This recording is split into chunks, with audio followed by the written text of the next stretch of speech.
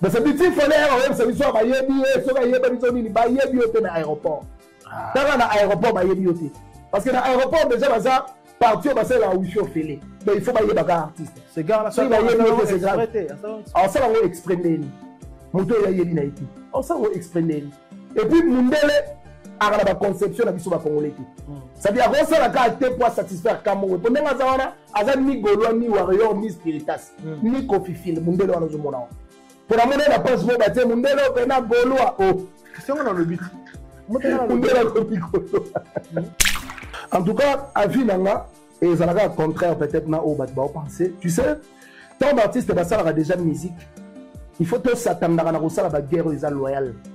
Loyal, ça veut dire, toi tu fais ton travail, on a sali yanga, tu sais la disposition bateau batal rabiso, on voit ce que ça va donner, on se limite là. Mais ce qui te montre là, on peut se saluer. Si on ne se salue pas aussi, ce n'est pas un problème. L'essentiel, c'est que nous sommes congolais, nous sommes congolais. Mais comme on a un niveau, personnellement, en tout cas, excusez-moi, je n'ai pas aimé vraiment la manière de faire Yamakor. Bon, on va au organe Narotana. Amour, musique de la Bambo. Ils ont eu un bat. Amour, instrument de la musique, ils ont avancé. Chanteur et moi, Tigan Nassima. Comme Gino et Katanite. T'entraîner on a tes longues jambes. Enfin, tout le monde va jouer na fiki. Les autres dépendent si na état d'esprit à mort na mort. Faire la chose à la partant, fallait la chose à la partante. C'est ça les problèmes. Moi je pense il faut tout le monde la conception à laisser le temps au temps.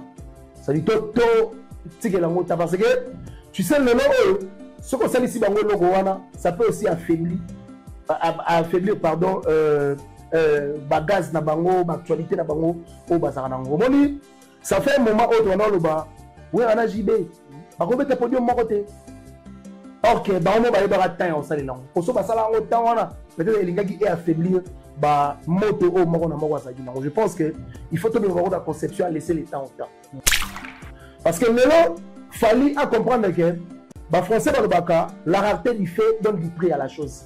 Ça dit que c'est fait rare. Les jours à date, vous allez presser à voir le monde pour abandonner le monde. Mais ce que l'artiste, comme on dirait, Mbouba. Ça dit que tout le monde tellement trop, tellement trop, comme on s'est fatigué dans le monde. Mais ce monde trop. Je ne sais pas. Il fallait que vous Allemagne, pour la réussite. Il y en a le baka. Fallait se take à Congo.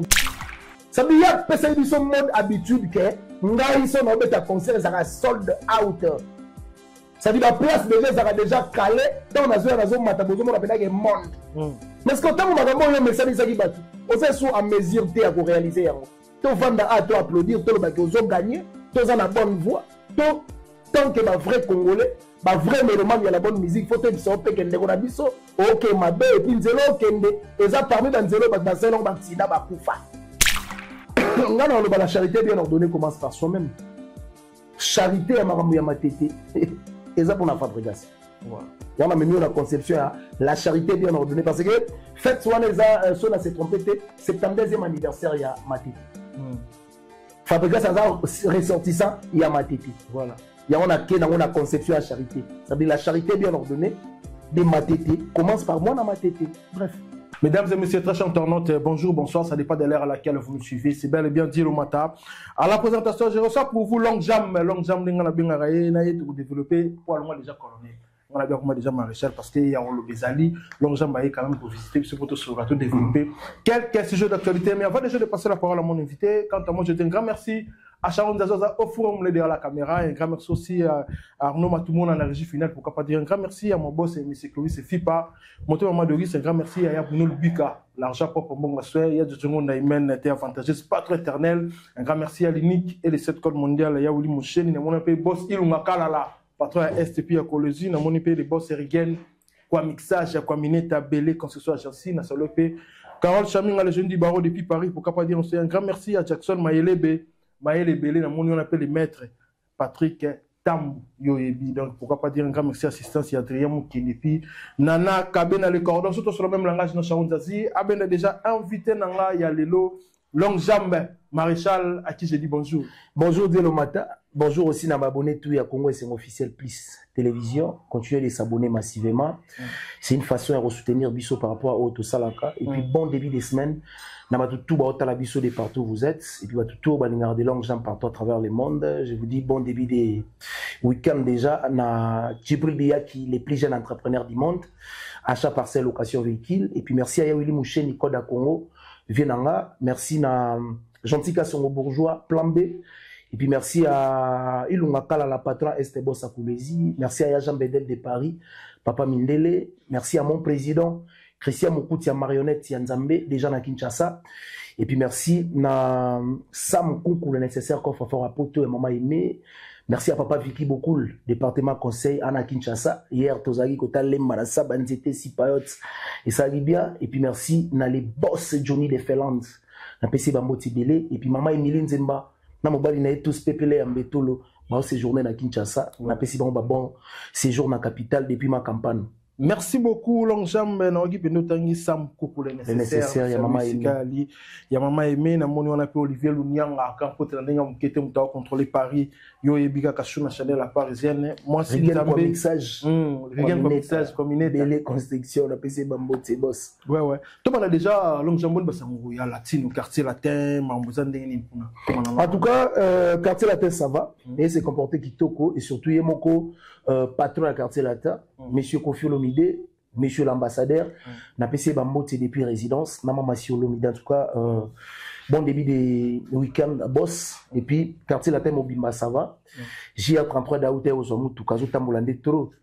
Ah, Tamboula fort, Azo Kumba Pembango, n'a moni joué à boulevard Carabo non, bravo à l'artiste Kofi Olomide d'avoir pensé, il y a qu'au rendre à sincère, na JR33, Ouassara Moussala Kitoko, un très bon chanteur. En tout cas, bravo. Et puis, il y a des programmes déjà au Calatro Tezos à la publier. Toyaka pour nous informer, tout au quartier latin et surtout Tchatchou.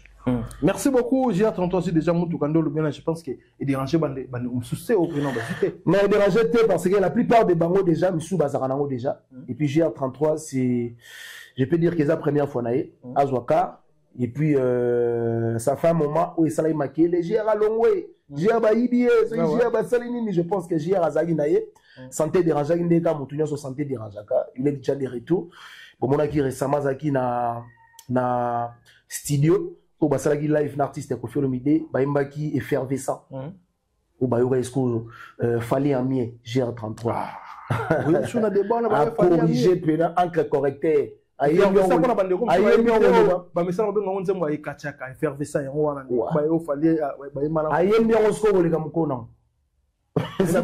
correcteur, à corriger plein. À corriger nani. On m'a corrigé Falit. Sans comprendre meilleur intervenir, on comprend bien que bon Falit pour ni yaimba boité. Fait une deux années boyé. Bah on les a mis dans commentaire. Fait ça coûte boyé. Ah, on a bien, plus bien que n'ayez pas auparavant. Pour ni bâtir qu'à JR 30 ans de ça bon. Parce que JR déjà ça fallait en mieux. Ma âge à JR a joué maintenant dans votre team, JR a bien dans fraîche. Ça dit bah simbi on a noté que va booster talent, va booster voix. Autotune est logiciel et permet à faut chanter ou ma foi pour chanter. Parce que y a ça on a autotune naturel. Ça veut dire bravo à JR33, bravo à l'artiste Kofi Olomide d'avoir pensé. Il y a repé ça y est vraiment car ça veut dire ça récompense. Il y a Moussa Lebeleo à Zosala, dans le quartier latin, auprès artiste Kofi Olomide. Selon Longjambe, le tout qui est artiste, il fallait simbi pour le lot. N'engolobi que JR 33 non simbi trotté à zoïma naturel. Ouais, fallait simbi autotune coticop, bah on booster cop. Ça veut dire ça c'est une naturalité on a tête ou bila parce que rumba déjà dans le bango des fois, tu bête en naturel. Tant on commence ça autotune na rumba baby. Sans uga autotune on a rumba baby. Il y a un papa Mbappé à son âme, tant on a vivant, avec sa biso, petit frère remet ta musique bien, mais machine quand les obomai. Parce que rumbe ça rappelle moi pireté mon boy c'est un débat côté son biche. Il y a solo. C'est ça. Mais biso to landa pe na landa pe biso te menga landa pe directeur artistique il y a une émission mo ba loba bi ke rumba ba on ba côté ça on tout une les peut-être pour na ba genre musique mususu ya beta ke senga bon mais na rumba il m'a toujours naturel. Bon on va auto organe na rotana amo musique de la bambo comme ça. Ça y est rumba. Amour, instrument zo beta musique zo avancé, chanteur et moi tika na sima. Comme Gino et Katanit.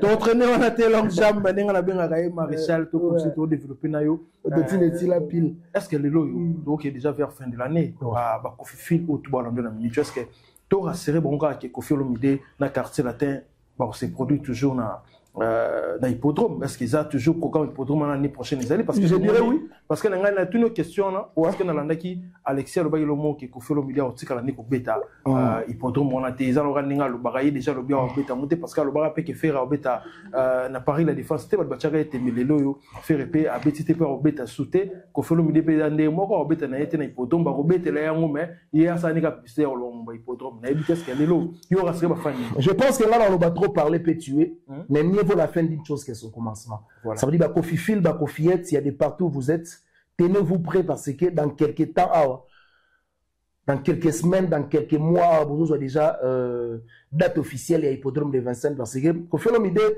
tant qu'artiste, tant qu'icône, tant que légende vivant, tant qu'ambassadeur et culture, à ça pour ça, artiste congolais, artiste africain, goût, il y a vos prestés, puis la place, il y a 100 000 plus de places. Parce que ba concert rebelle aux artistes congolais, na artistes africains, bazo betara ba poto, ba nombre de places limite, il y a ba place tout bazo betara ba 45 000, ba 50 000, ba 40 000, ba 48 000, ba 20 000, ba 15 000 ba nini. Parce que tant que visionnaire, tant que guide, azolinga a pesa bango goût, na esprit, il y a signé pour ba place ba minene. Bon, yango moni hippodrome de Vincennes, kuna ou la promo ba sold out stay. Parce que l'hippodrome de Vincennes est contenir 100 000 plus de places. Voilà. Et puis place wana pour la chiffre nango ba Michael ba Beta ba Johnny Hallyday ba grand artiste ba c'est produisa wana. Il y a ko fait d'azolinga atapé à Prince, il y a que artiste congolais pas seulement congolais africain a presté kuna pour ça la paix pour une première. On dit maramusu se roti kala ka te ba Michael ba nani ba sala non. Il faut artiste congolais ou même à charge Afrique a presté wana pour ça peut artiste misusu envie. Na goût, il y a aucun ne peut signer la place à Bongo parce que tu sais, la musique déjà on va confirmer des bêta et quand on a ba couche morobo il y a ba pays nion sur Afrique. Ça dit bateau va se présenter. L'invitation artiste confirmée dans l'hippodrome de Vincennes, bah on a pas seulement des Congolais.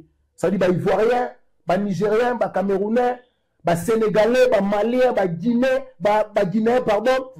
Bah on a parce que confirmé à kota ba mboka na déjà. Parce que bitan batou bazo ben un concert et kobeta maté na sens que artiste azo banga pour retourner daté ngasko na rassurer bango ko fem daza na ba fan kaka ya ba congolais ko fem daza ba fan ya toute tendance confondue ya ba pays tout ya Afrique pourquoi pas ya monde de sabi ba te belé ba ko se présenter wana pour ba vraiment na nzala ya ko fero midi ba na posa bela ba mona bela musique ndenge zoni na poto mais zoni ce qu'on a ba place à ba gaillard bon et ça la bien ça veut dire ba za la patient ba za la prêt parce que dans quelques temps on a déjà date officielle et hippodrome de Vincennes. Voilà, là c'est très bien, merci beaucoup. Longchamp, tu continues à le biquer. Musique, ils ont pas tout mon peu artiste va se prester par-ci par-là.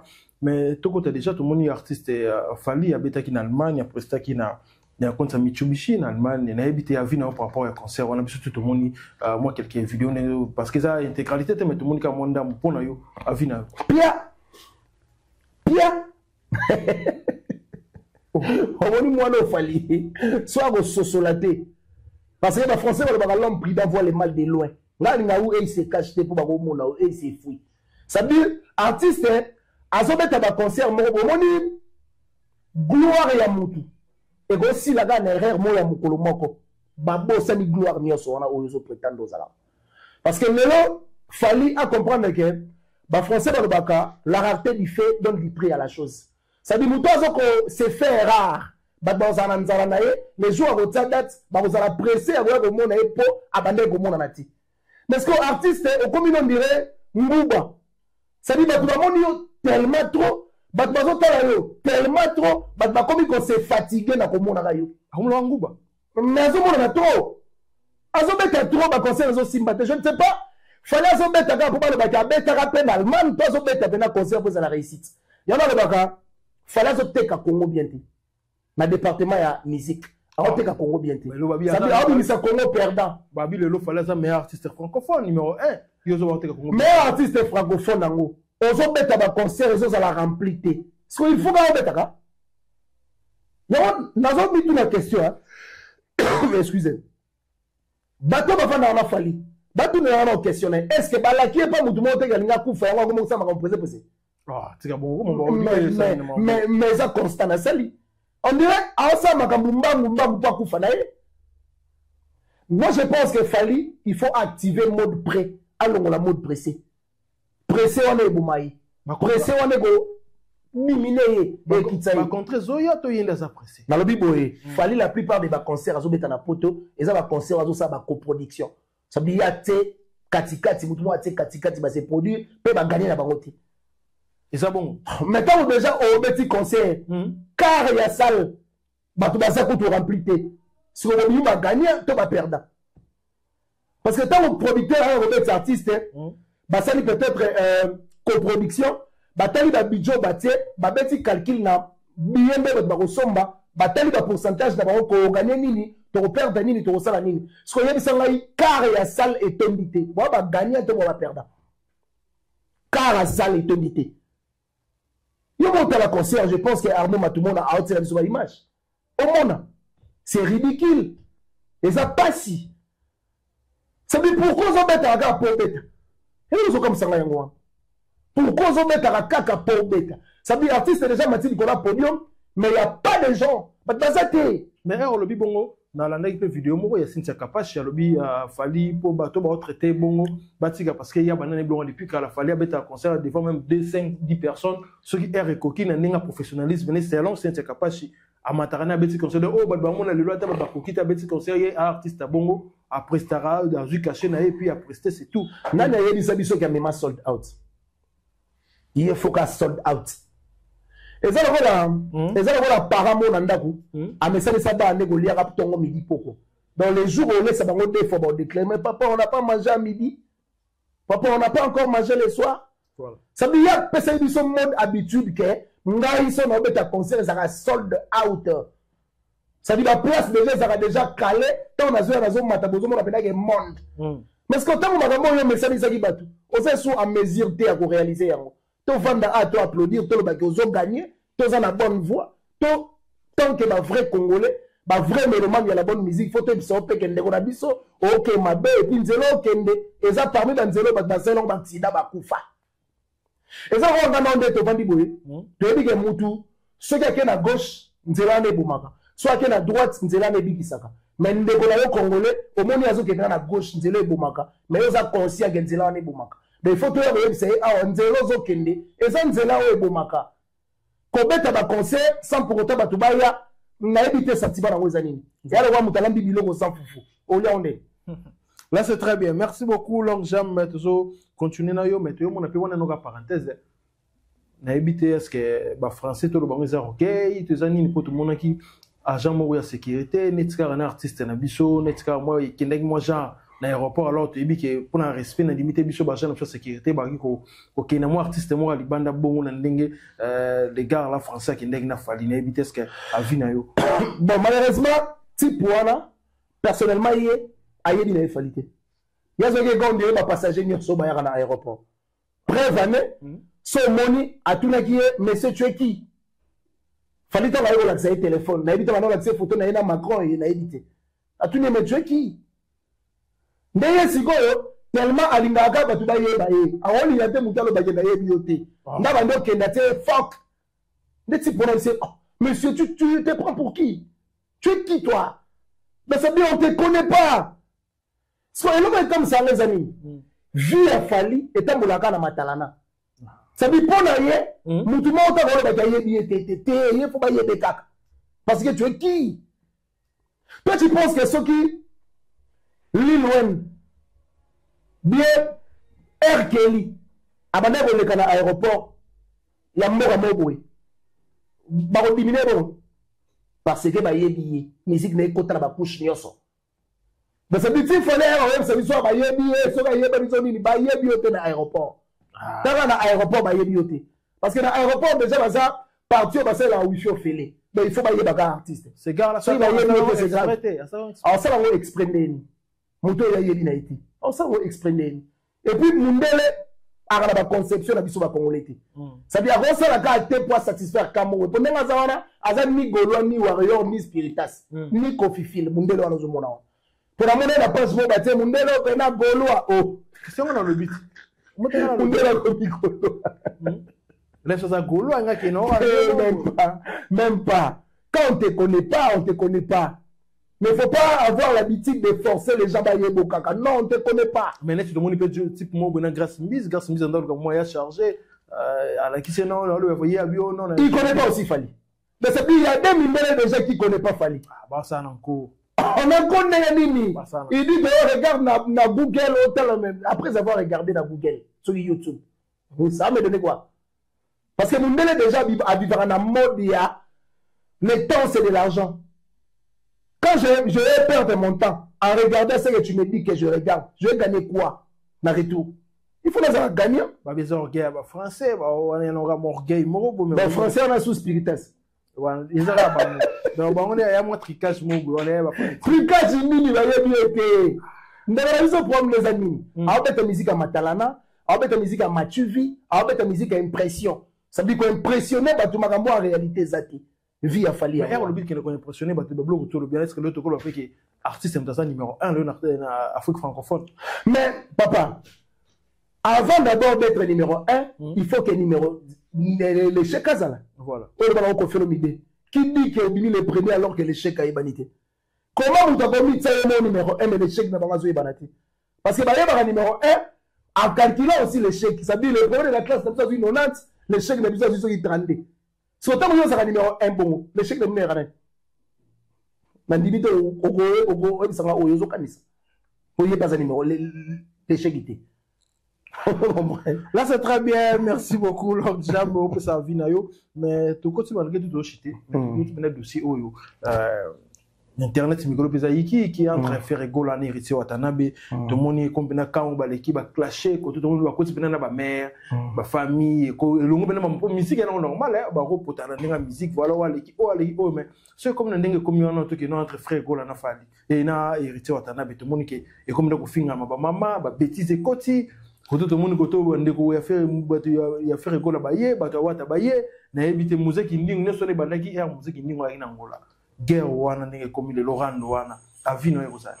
En tout cas avinanga et ça la contraire peut-être na au bat ba penser tu sais tant d'artistes ça a déjà musique il faut tout s'attendre na kosala ba guerre ils loyal ça veut dire toi tu fais ton travail na sali yanga tu sais na disposition bato batala rabiso on voit ce que ça va donner on se limite là mais ceux qui te montrent là on peut se saluer si on ne salue pas aussi c'est pas un problème l'essentiel c'est que ndeko congolais mais comme on a un niveau personnellement en tout cas excusez-moi j'ai pas aimé vraiment la manière de faire Niamakor venir insulter la maman de faire sexe ya maman en tout cas et dépasser là et dépasser ma bé tu sais dans le baron des fois tant que tu as awa tu as ambassadeur de la famille nabiso ça veut dire tant que tu vends awa ba mesiraka agissement nabiso analyse nabiso par rapport à l'éducation tous on a parlé ça veut dire moi déjà dans la TV